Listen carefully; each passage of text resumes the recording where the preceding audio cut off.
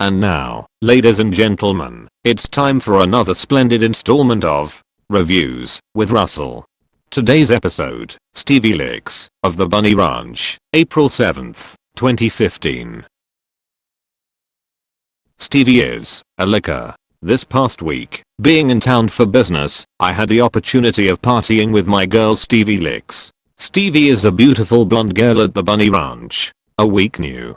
3 words to describe her in short. Oh my goodness. Her and I had been in communication for a week or so.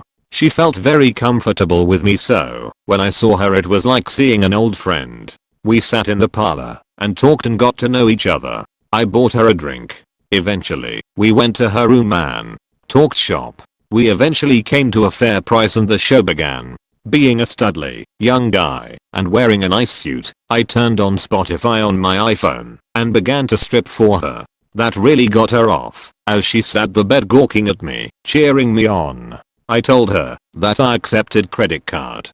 Eventually, I stood in my underwear. I flexed for her, and to show off my muscles I dropped to the ground, and began doing push-ups. I then jumped into the air, and onto the bed. We then lied by each other, and she began to be lost in my eyes as I wooed her with my wooing words. Hypnotized by my studliness, we began to make out with each other. I could have swore she was from France by her skills. Then the nitty-gritty began, and boy was she in love with my body. I loved her more though. For the next while, we were two lovers. After the timer went off, we got dressed, and I went to a Sonic down the street. Sex makes you crave fast food, and bought us dinner, and went back, and we ate in the kitchen. The next day, I came back to see my girl and we talked. Also, I was honored to see my 2 other favorite people, Dennis and Suzette. The managers are truly awesome. Stevie is my it girl now. If I could sum up the experience, be kind to an angel, because she will take you to heaven.